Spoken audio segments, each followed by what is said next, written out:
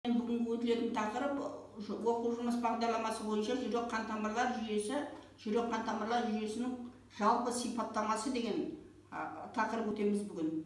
Осыған дейін сіздерге ақ-өрнек лекцияда айтқанымды мен 10-11 кісіде жүйе болады. Соның сіздерге бірнеше өтіліп кетті. Тірек қимыл жүйесі, бұлшықет жүйесі, тыныс алу жүйесі, зәр шығару жүйесі, бүйрек, ас қорыту жүйесі кетті, жыныс жүйесі кетті. Бүгінгі өтетін тақырыбымыз жүрек қан тамырлар жүйесі. Жүрек қан тамырлар жүйесінің бұл сабақтың основной міндеті сіздерді жүректің құрылысымен таныстыру және тамырлардың қандай тамырлар жүректен таралады, қай жерге оттегі апарады, қандай тамырлар қай жерден көмірқышқыл газын жинайды, лимфа жүйесі дегеніміз не?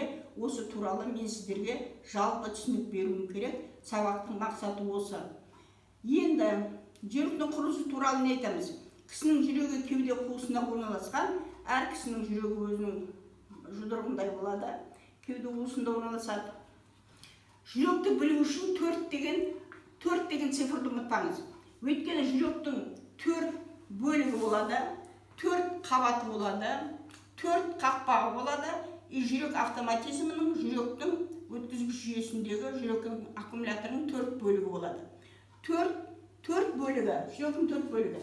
2 құлақша, оң құлақша, сол құлақша, оң қарынша, сол қарынша. Бұл жүректің 4 бөлігі. Енді қараңыз, жүректің 4 қабаты болады. Эндокард, миокард, эпикард, перикард. Эндокард кілеге ұлпа, миокард бұлшық ет ұлпа, эпикард кілеге ұлпа, перикард дәнекер ұлпадан тұрады. Бұл 4 қабаты. Енді қазір айтамын, 4 қақпағы бар. 4 қақпағы. Мына жерде 2 стрелканы көріп тұрсыз ба? Сол құлақша мен сол қарыншаның арасында 2 жақтаулы қақпақ. Міне жақта 2 парус тұр. Осы суретті ұмытпаңыз. Сол құлақша мен сол қарыншаның арасында 2 қақпақ. Оң құлақша мен оң қарыншаның арасында 3 қақпақ. Мына жерде 3 стрелка тұр. 3 қақпақ. 1 қақпақ кетті, 2 қақпақ кетті. Енді 3-ші қақпақ міне қолқаның шығатын жерінде. Қолқаның шығатын жерде, үлкен шеңбердің басталатын жерінде жартай қақпақ. Өкпе сабауының шығатын жерінде, кіші шеңбердің басталатын жерінде жартай қақпақ. Қайталаймын, 4 қақпақ. 1 қақпақ, 2 қақпақ, 3 қақпақ, 4 қақпақ. Осымен 4 қақпақ кетті.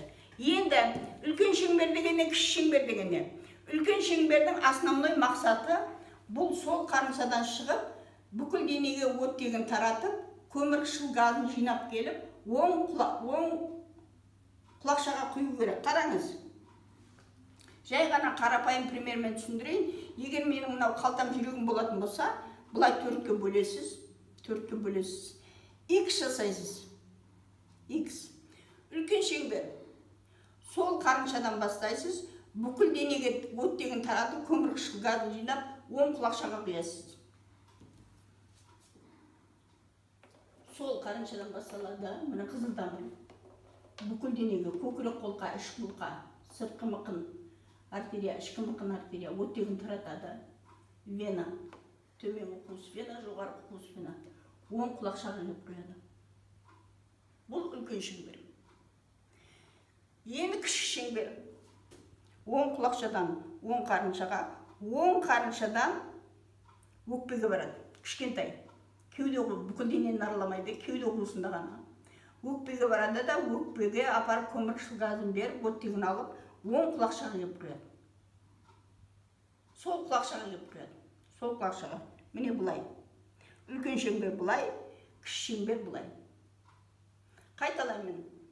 Сол қарыншадан оттегін таратып, оң құлақшаға, оң қарыншадан өкпеге барып, оттегін алып, сол құлақшаға.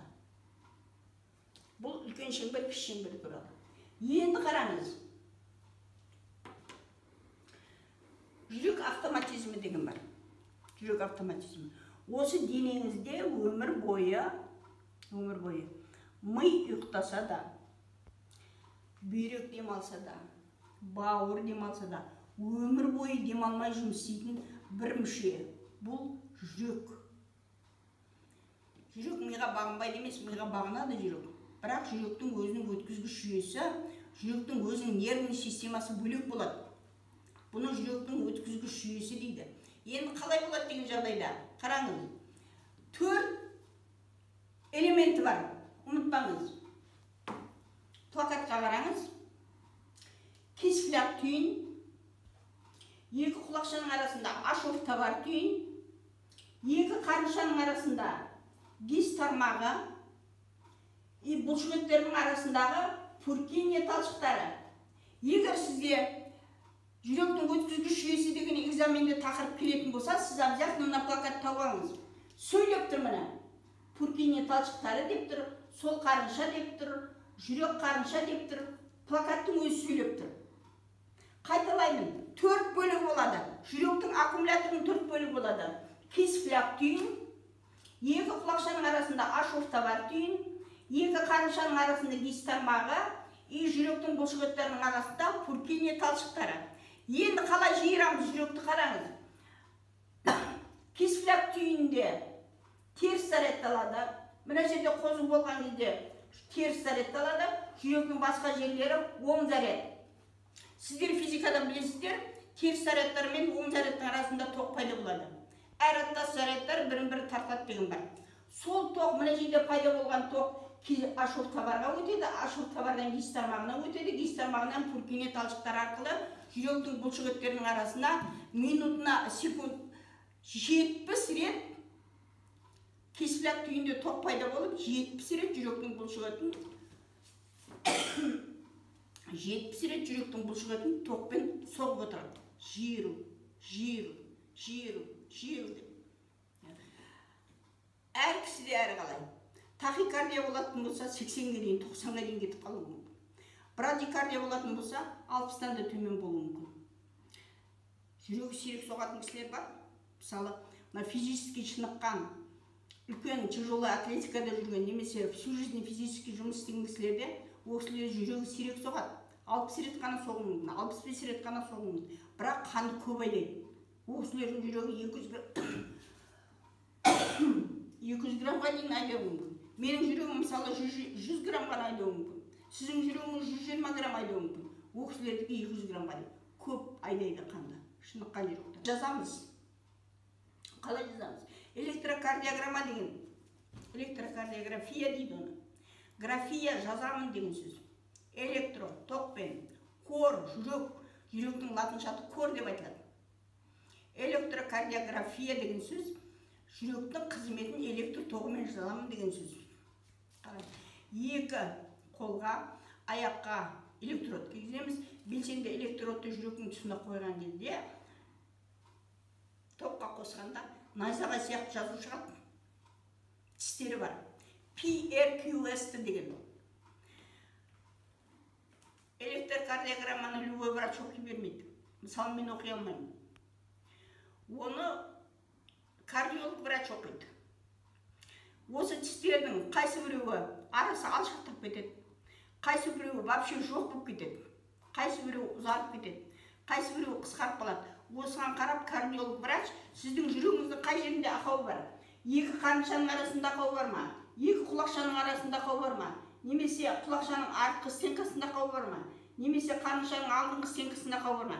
Соған қарап, жүрегіңіздің қай жерінде инфаркты дамиын деп тұр. Соған диагноз қояды. Бұны кардиолог врач. Енді қараңыздар балалар. Бүгінгі тапсырма түсінікті ма? Түсінікті болмаса, кім қай жерін түсінбеді? Маған сауал берсеңіздер болады, сұрақ берсеңіздер болады. 1-2 минут мен күте аламын. Кімге қай жері түсініксіз болып қалды? Немесе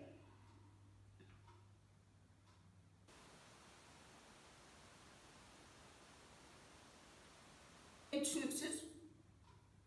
Жүректің 4 қабаты түсініксіз ба? Жүректің 4 бөлігі түсініксіз ба? Жүректің құлақшалары түсініксіз ба? Немесе мына өткізгіш жүйе түсініксіз ба? Түсінікті ма? Түсінікті болатын болса, сіздің алған біліміңізді укрепить ету үшін мен сіздерге үйге тапсырма ретінде сұрақ беремін. Осы сұрақтарға сіздер обратный связь обратный байланыс ретінде осы сұрақтарға маған жауап қайтаруыңыз керек. Сол қайтарған жауаптарыңызға байланысты мен сізге баға қоямын. Бірінші сұрақ. Жүректің қанша бөлігі бар? Қалай аталады? Екінші сұрақ. Жүректің қанша қабаты бар? Қалай аталады? Қандай ұлпадан тұрады? Үшінші сұрақ. Жүректің қандай қақпақтары бар? Қай жерде орналасқан?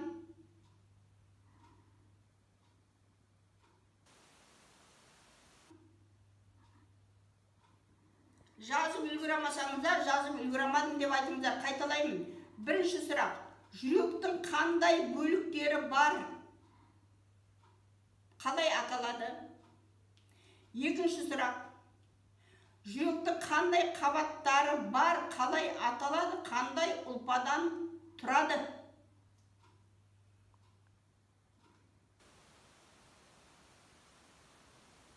Жүректің қандай қақпақтары бар? Қайда орналасқан? Төртінші. Жүрек автоматизмі дегеніміз не? Жүректің өткізгіш жүйесі қандай бөліктері бар? Немесе жүректе ток қалай пайда болады? Бесінші. Электрокардиограмма дегеніміз не?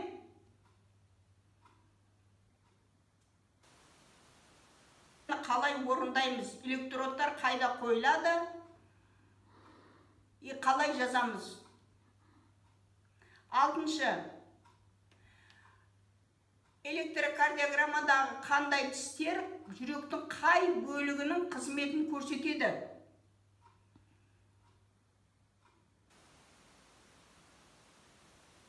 Қызметін көрсетеді. Жазыңыздар ма?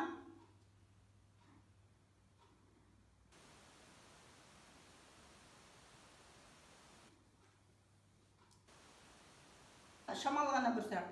Қараңыз. Қандай жүректер 200 граммға дейін қан айдайды? Қандай жүрек 70 грамм ғана қан айдайды? Айырмашылығы не, маңызы не? Жаңа туған нәрестенің жүрегі қанша рет соғады? Бұл 7-ші сұрақ. 8-ші сұрақ. Жүрек циклы дегеніміз не? Кім 0,1 секунд жиылады, кім 0,3 секунд жиылады, 0,4 секунд дегеніміз не? Бұл 8-ші сұрақ. Қайталаймын. Кім 0,1 секундта жиылады, қай бөлігі 0,3 секундта жиылады, қай бөлігі 0,4 секунд дегеніміз не? Осы 8 сұраққа жауап жіберіңіздер маған. Кері байланыс ретінде. Осы жіберген жауаптарыңыз арқылы мен сіздерге баға қоямын. Осымен сабақ аяқталды. Қош сау болыңыздар.